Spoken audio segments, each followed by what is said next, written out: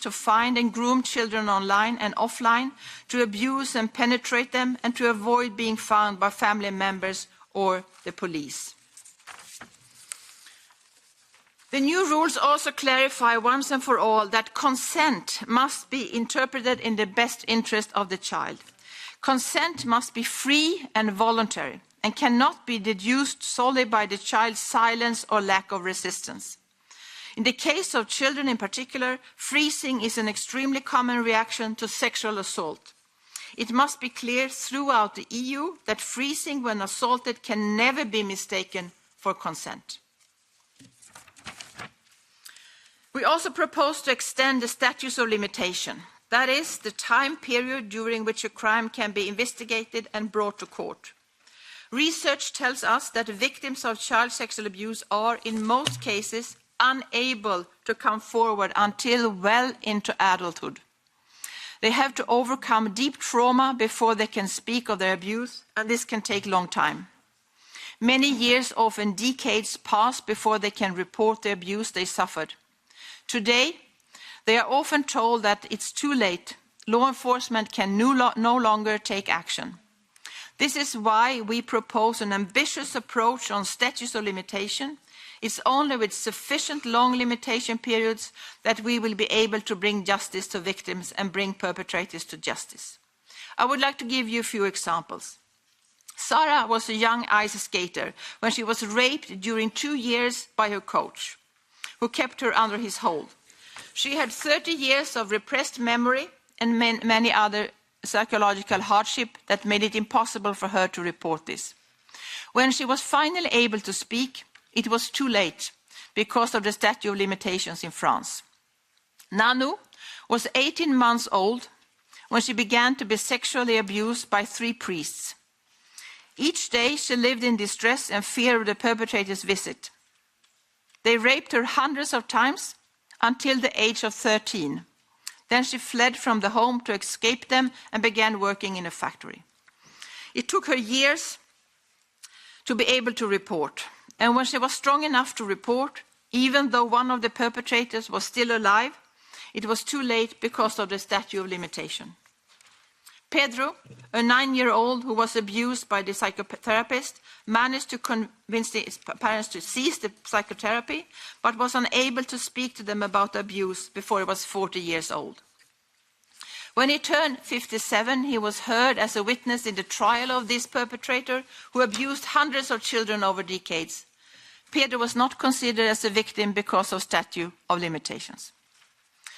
Last thing I would like to mention is the victim's right to compensation. We would like to strengthen the right of victims to receive support and assistance. Measures in this area are still too limited. New rules strengthening them by ensuring full compensation for victims. It's crucial to guarantee that in all member states, a victim of child sexual abuse receive full compensation for all the damages suffered. Victims should have access to national compensation schemes when perpetrators cannot make good of the damage caused. It's also important that survivors can request compensation when they are ready to speak about their abuse, even if this happened long after the facts. Compensation must take account of long-term consequences of the abuse. I have also examples of that, but I'll leave that out. But currently, the compensation is very often very, very low. And then, last thing I would like to say about the EU Centre.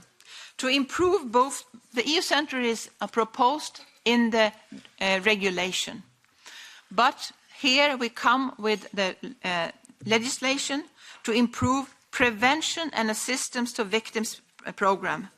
These new rules strive to improve coordination between all relevant actors within and among member states, provide for a sharing of best practice and useful data on the prevalence of child sexual abuse and exploitation crimes and the effectiveness of measures taken to tackle them.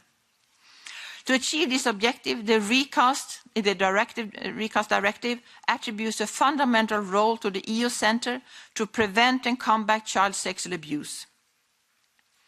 Leveraging is key to prevent the emergence of protection gaps and boost the effectiveness of prevention and assistance to victims' efforts. The Commission has funded and will continue funding prevention and assistance to victims' efforts, including a network on best practice in prevention, and the EU Centre will help spread these best practices.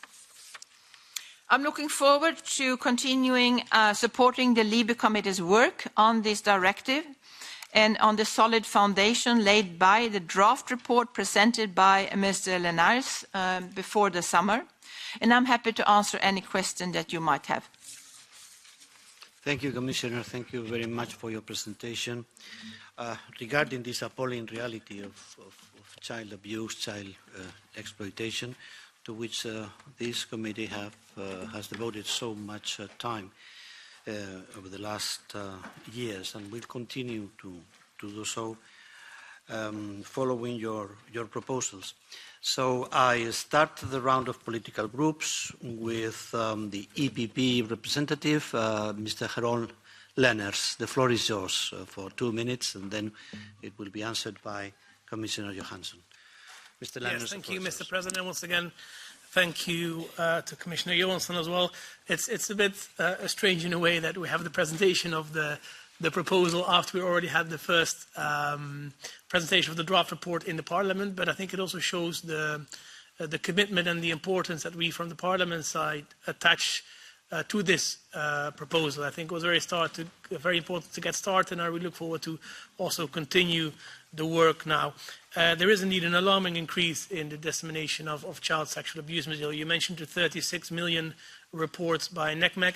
I mean, if you think about that, in 2010, this was only 1 million. And in 14 years, it has grown 36-fold. It's a huge problem, and we need to act, especially with regards to new technologies, deep fakes, live streaming, sophisticated software to conceal identities. We need to update this directive, and we need to do more. So the proposal is very much welcome, and I would like to thank the Commission also for certain elements that are in there. One specific element I would like to mention, which you only touched briefly upon, is the so-called pedo manuals. We visited the Commission a couple of years ago with a father of a daughter who was abused, and who later found out that the abuser actually used a manual which teaches you how to gain the trust of children, how to abuse them without leaving any traces. A terrible, terrible material, hundreds of pages long, and they're available. They are still available for potential abusers in the future. And I think it's a very strong signal that based on the fight of one father of an abused child, the Commission actually took the step and now proposes to abolish these kind of manuals, to make them a criminal act in the whole of the EU. And I think that's very important, and you have our full support on that. Of course, I think we're going to try to increase the level of ambition even a little bit more in the Parliament. I think there could be a more prominent role for organisations acting in the public interest, such as hotlines. We need to strengthen the investigative part. I know it's not always easy with regards to the different competences at the national and the European level, but anything we can do there, we must. The limitation periods are very important. We need to look at this from a victim-centred approach, and we need to also at the European level have an even stronger agency cooperation among the agencies we have, Eurojust, Europol, and the new EU Centre. And I'll be very brief, Chairman, because of course there you mentioned the sort of the link between the regulation where the chairman, the president is responsible, and this directive. And I think it's important that we also treat them in a little bit of a tandem when it comes to, for instance, this EU Centre. So any update on any developments in the Council side on progress with regards to the regulation would be very important. I thank you very much. I will look forward to the cooperation. Once all the groups have confirmed or reconfirmed their shadow rapporteurs, we will together decide on the time path. But for us, it's very important, and we would like to get to work. Thank you. Thank you, Jeroen. Be aware that as rapporteur of the file, you have had a bonus in the time of your intervention. Now we move to Mrs. Sippel from S&D. Thank you very much, Chair, and thank you very much, Commissioner. Excuse me, Birgit, let's sorry, the answer first. Of Commissioner reply to Mr. Jeroen's remarks. Sorry. Thank you, and thank you very much, Mr. Lennartz, and thank you for your work on this file. Through these pedophile manuals, I also met with Mr. Janinga, who made a remarkable fight after this terrible experience from his daughter, who was sexually abused from the time she was born, more or less, until she was 3 years old, and now she's 15. And these pedophile manuals are only criminalized in a few member states today. So it's really urgent that we will get a European decision on criminalizing these manuals. So thank you for the support in this aspect. I can say also that many member states now report a huge increase of the cases of child sexual abuse, criminal investigations. Whether that is that this is actually growing or that more people are reporting, we don't know that, or at least I don't know that yet. But there are many signs that the crime is actually growing. And that is the online component that makes it so easy to get access to children. And many countries talk about a pandemic when it comes to the online part of the child sexual abuse. And also you can use this generated, almost automatic reaching out to children. On your question on the Council had a discussion today in Coreper on the topic of the regulation, and they are emerging. So it was not a decision today, but in my view, it seems like they are coming closer and closer. So I think there will be pretty soon a position from the Council so that trialogues can start. Thank you, Commissioner. Very good. Apologies again. Please go ahead. Floor is yours. Don't worry, it's a long day, things can go wrong, so don't worry. So thank you for being here, and we are talking about two legislations. The one is the directive from 2011, and the other is the CSAM, where Parliament already has a decision, and we are waiting for the Council. On the directive, I think since you are right, Commissioner, since 2011, when we started a common definition on child sexual abuse and exploitation, new additional forms have coming up. So it's high time to recast this, to do a recast of this directive to ensure we can cover all the things.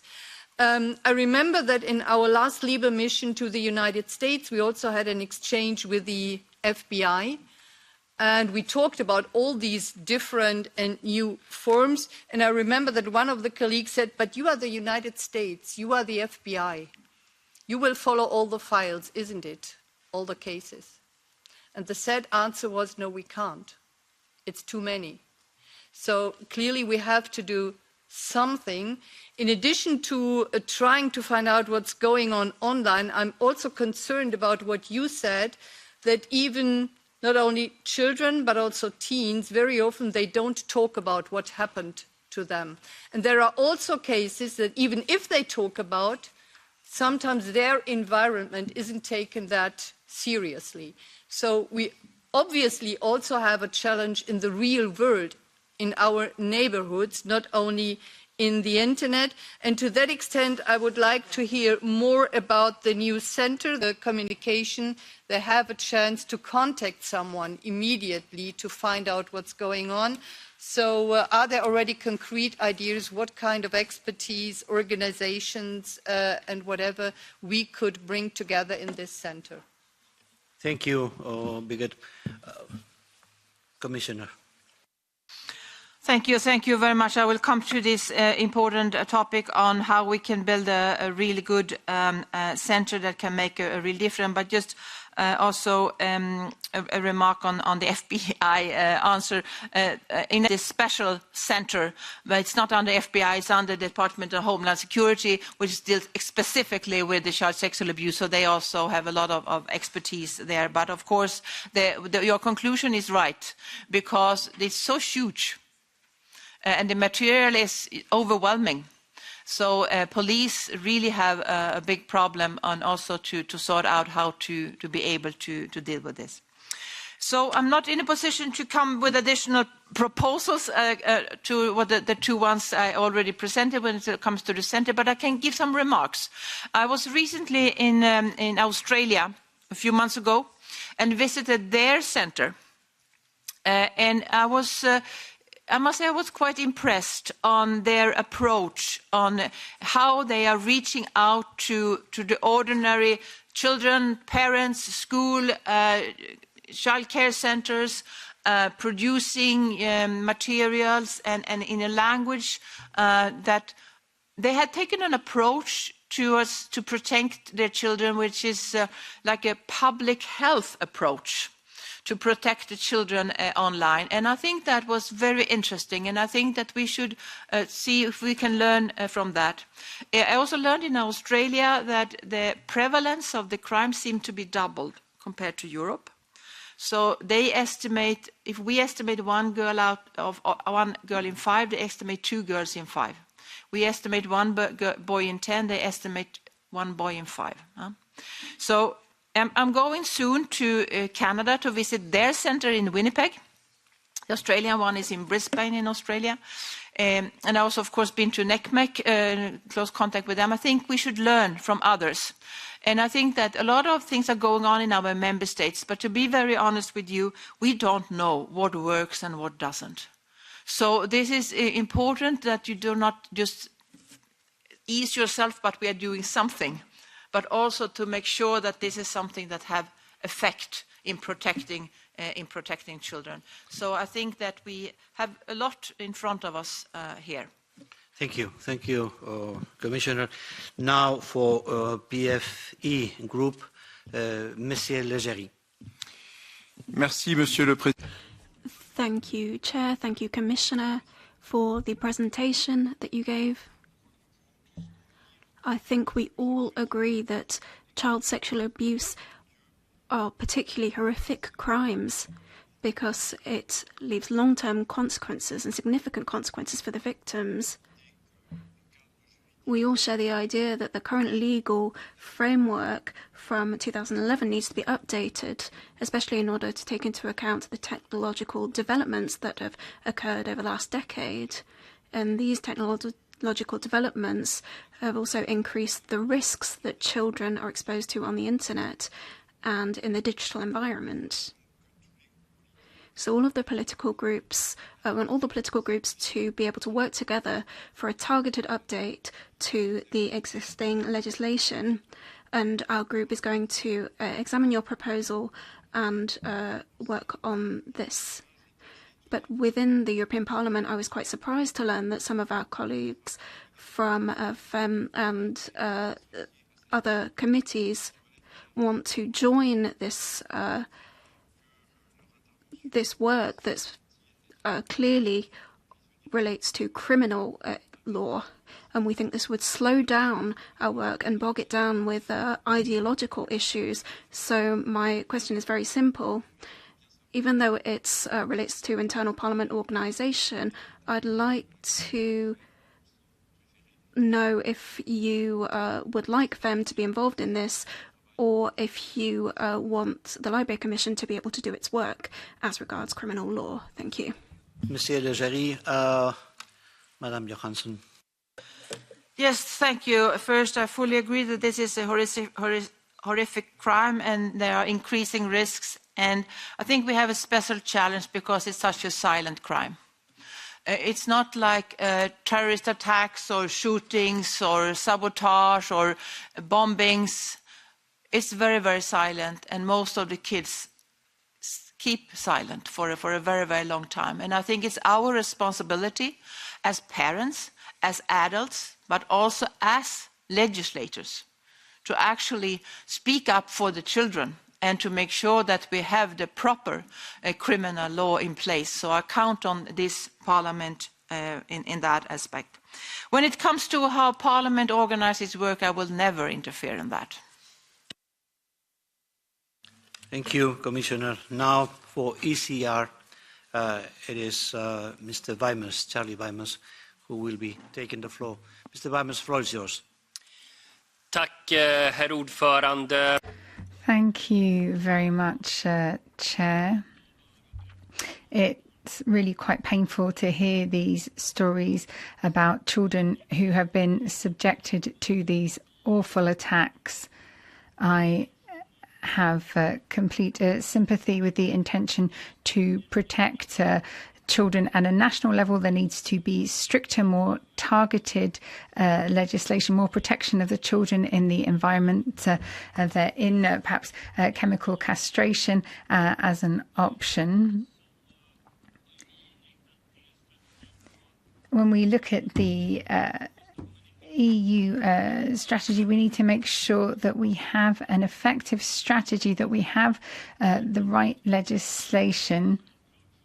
I think it is clear that any type of sexual assault, abuse, exploitation should be dealt with properly. It is sensible, it is proportionate.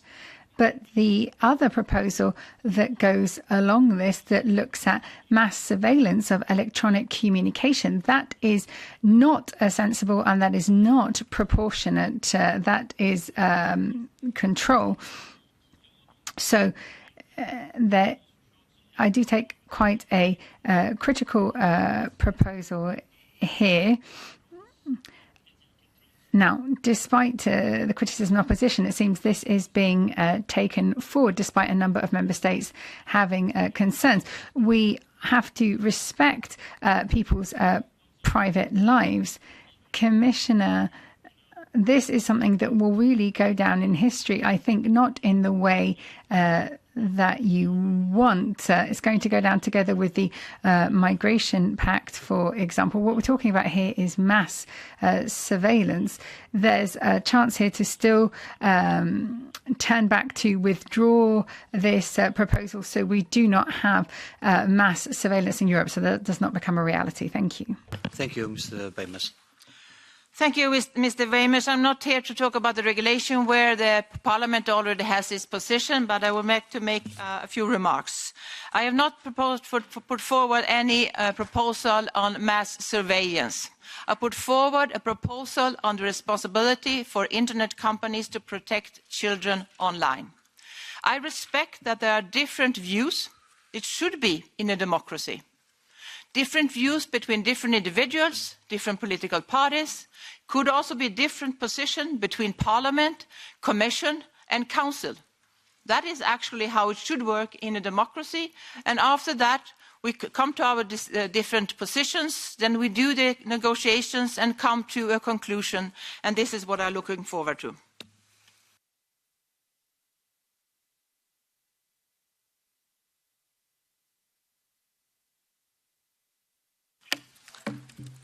Wel, dank je wel en dank je wel mevrouw de commissaris en meneer de voorzitter. Ik denk... Thank you very much, Commissioner. Chair. We've heard a lot of colleagues speak and everyone agrees that child sexual abuse is one of the worst crimes that we can imagine as people here today. No one wants a child to have to go through this, online or in real life.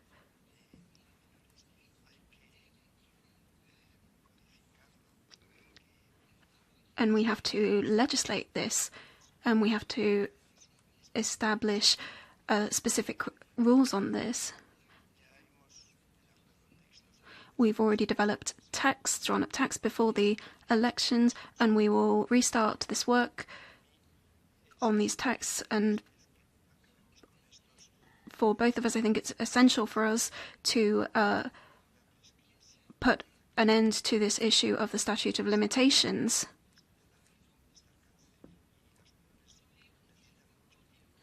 And children need a lot of time to be able to get over this.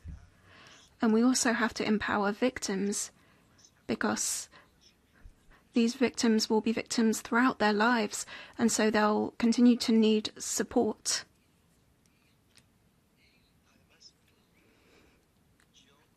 Additionally, I was a pioneer, together with my counterpart in the Netherlands, in prohibiting these manuals. Before there was only a ban in Germany, and now it's in the Netherlands and Belgium. But unfortunately, online there are no borders. And I've seen these manuals.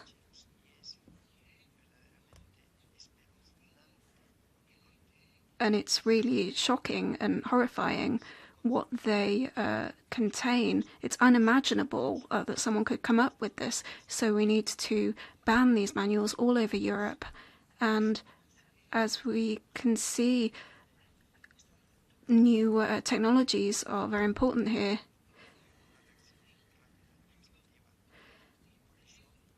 And we need a quick legislative response to this. So we need to focus on the challenges of the future, not just deepfakes that create digital children, but there are computers that can generate this material for payment, and it's a whole business model. So that's why we need preventative measures to stop current and future criminals. And we have a good reporting centre in Belgium. And there's a lot of confusion between what's being proposed here and what the Council is working on. So how do you see the relationship with this? Because we want to clear up this misunderstanding. Well, I think we have to come back to this question on the centre after the Council has finalised their position. So let's wait until then. But can I also use this opportunity to thank you, Mrs. Woutman. I would like to recognise your important fight to criminalise the paedophile manuals. Thank you, Commissioner. Now, for the Greens, Mrs. Brickman, Saskia Brickman will have the floor. Thank you, Madam Commissioner, for your presentation of this very important recast of the directive. According to data from the Council of Europe, we know that 80% of the cases happen in own families, at school or during extra-scholar activities. And the examples you mentioned really show that situation. It's really of utmost importance, we all agree on that, to fight this horrendous crime by harmonizing definitions, penalties and prosecution among the member states. And it is crucial to ensure prevention policies, I agree with that, and structure to avoid children to become victims. I have a couple of questions to you. The first one that is quite worrying me, considering the evolution of the negotiations on the Victims' Rights Directive. Both texts are interlinked, and I'm afraid, seeing the lack of ambition at the Council side on the Victims' Rights Directive, how this will not potentially reflect on this one, and how to prevent that, and eventually to make two different approaches in order to avoid the Council to adopt a similar approach here. Child sexual abuse is more and more of an international phenomenon also, with child victims from all over the world, with European citizens perpetrators. How is this dimension taken into account in the revision, and what is foreseen in terms of international cooperation?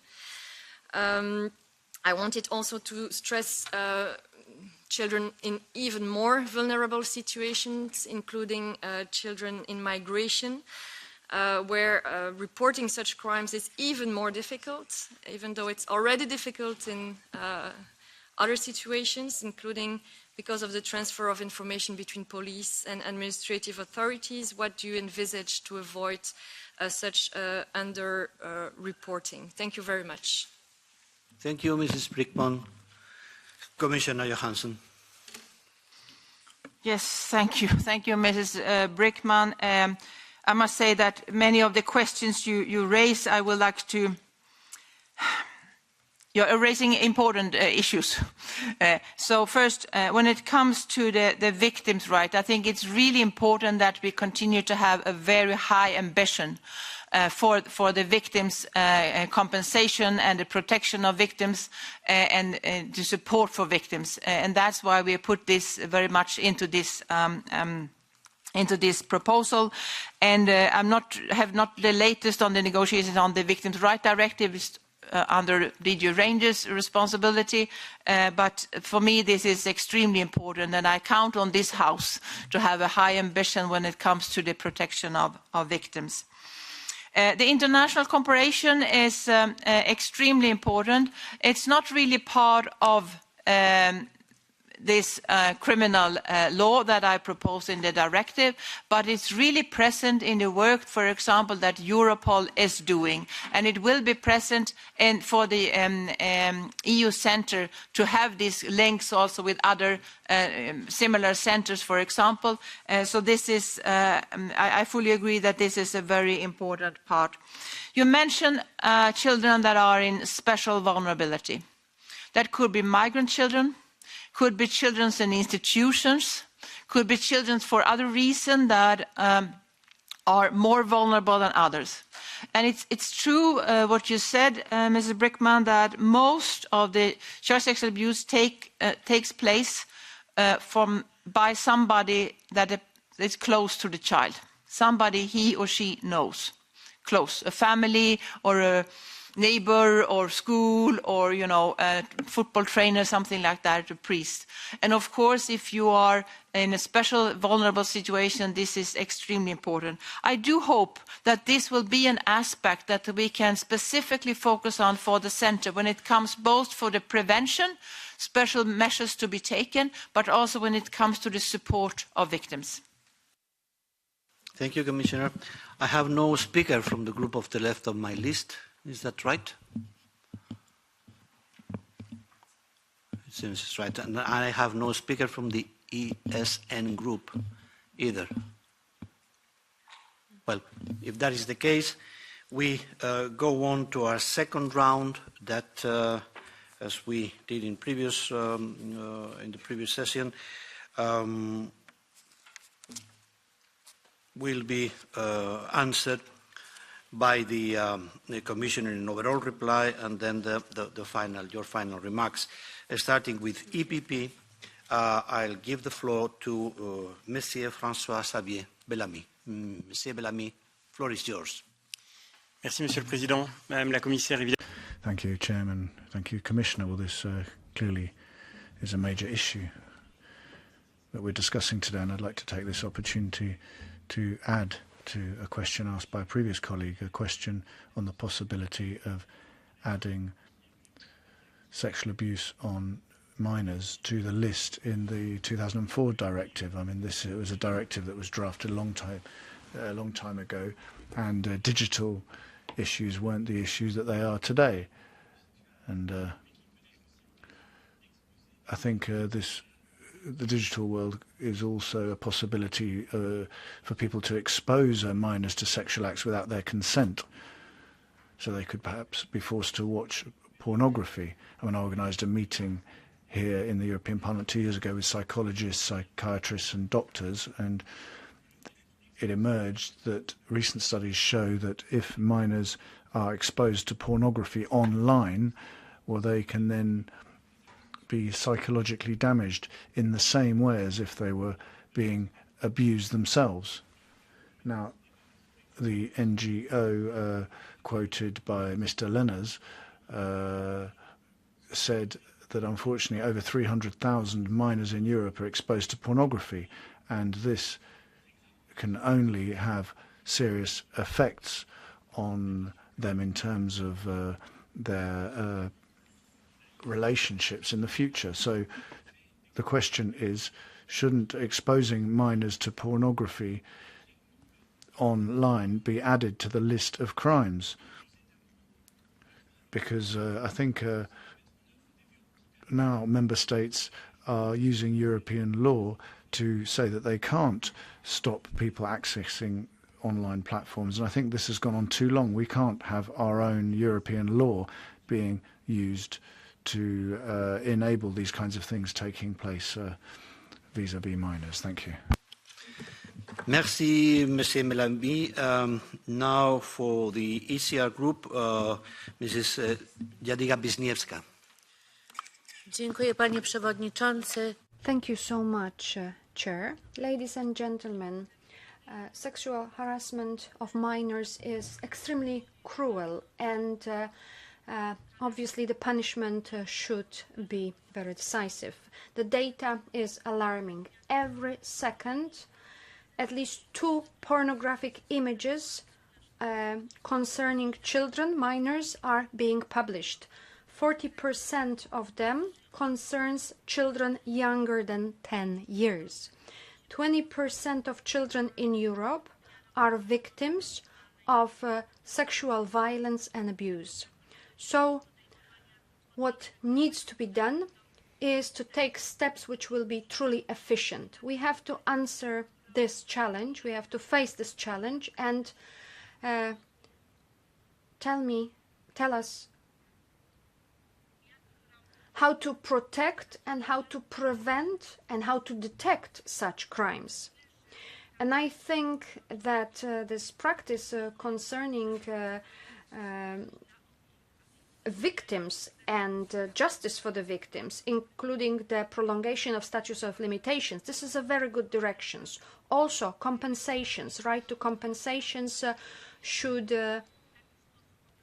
be created in a way that the compensation is tangible, is not just illusory, is relative to the suffering, even though it's very difficult to calculate that, obviously. Another issue, I think it's a good direction to punish severely in case of those pedo guidelines. And I also think that we should do anything that we can to coordinate best in the EU when it comes to the detection and prevention of such crimes. The exchange of the best practices is extremely important. We should also think about education so that these atrocities could be limited.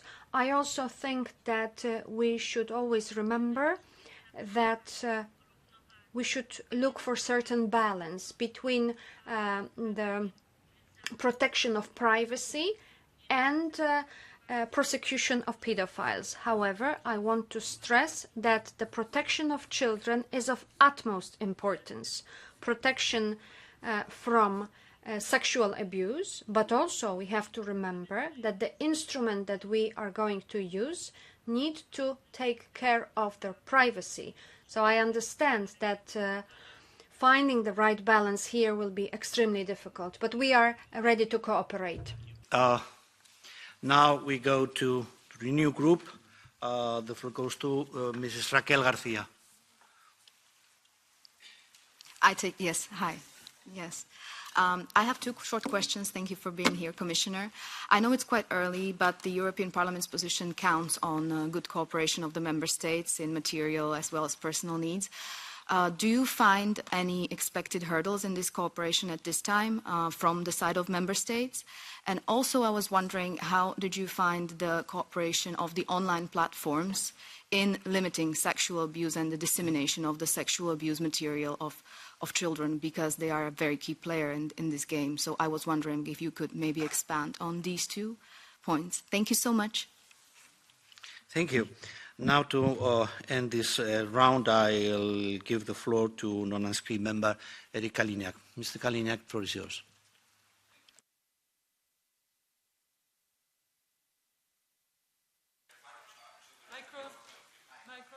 Sorry. Dear Mrs. Commissioner, first of all, I want to applaud any and all attempts to protect our children against pedophilia. I fully support it, and my question is therefore purely technical, and it stems from the fact that I led lengthy discussions with experts in my country about raising the statute of limitations, and many expressed doubts about the outcome, claiming that these crimes become harder and harder to solve and prove with the extra time. I want to therefore ask if you discussed your proposal with experts in investigation, and what are their expectations about this proposal? Thank you.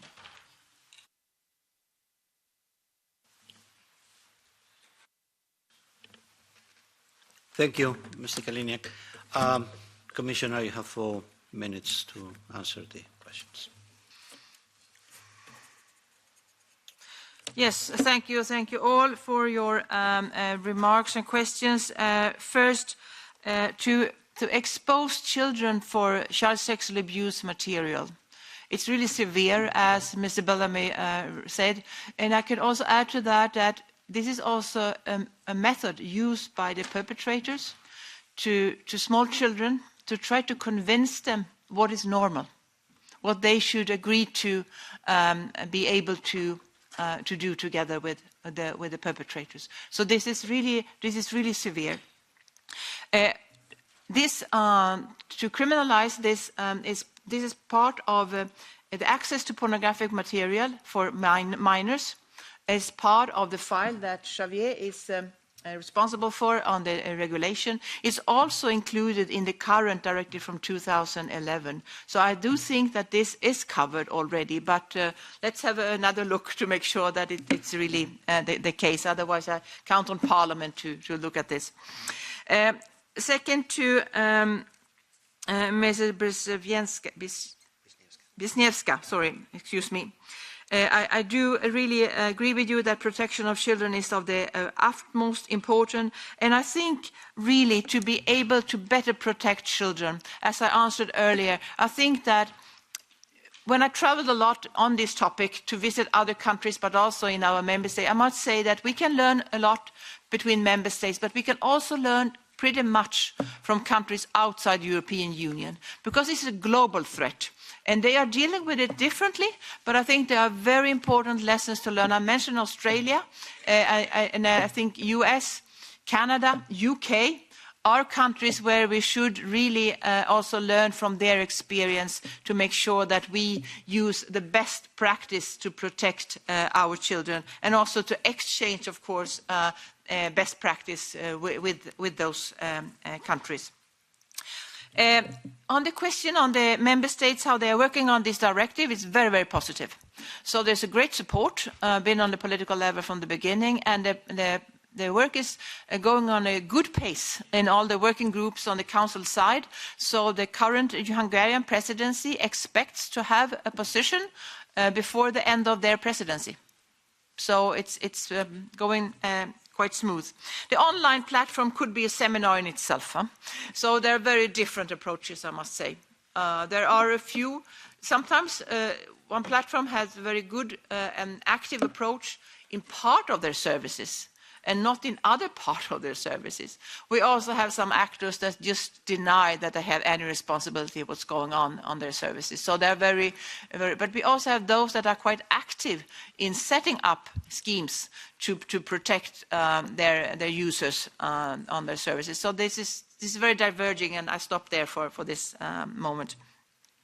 To Mr. Kalina, yes, before this proposal, we made an impact assessment before we came up with a proposal of the recast of this directive. And when it comes to the statutes of limitation, it's true that there is a balance. If you have a very long statute of limitation, some could argue that then, taking up such a cold case will be very difficult to solve, because so long time has passed. But on the other hand, on the other side, we have those that are victims, and then when it comes up later on, related to a case that is ongoing now, for example, and they are not considered victims anymore, because the statute of limitation for the crime that this perpetrator did many years ago is not part of it. So to be able also to encourage people to speak up and to be part of the investigation of things that are going on, we have come to the conclusion that we should extend the statute of limitation. And another important reason is that we need harmonization here, because they're very different today, very different statute of limitations in different member states. And as more and more of this goes online, we can see that we have crimes that are not only in one member state, because they are also covered in many member states. We can see some of those that are being investigations going on. There is big networks of criminals that sexually abuse children. And then the police cooperation is helped if there is a harmonization of the statute of limitations. So this has been taken into account before we came to the proposal. And one of the important part of extending the statute of limitation is that it cannot start running until the child is an adult. And I think this is also an important part, because some children have been abused when they were very, very small.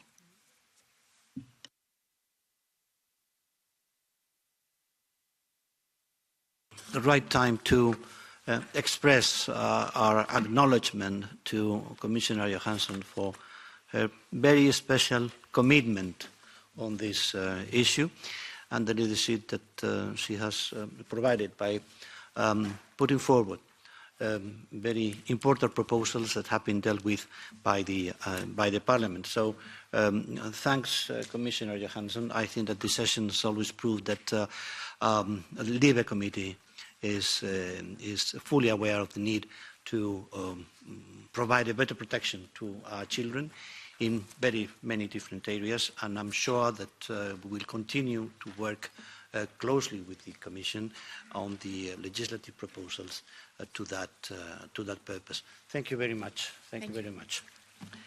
We bid farewell to Commissioner Johansson, but we are not going to make any break because we have now to deal with the Agency for Asylum.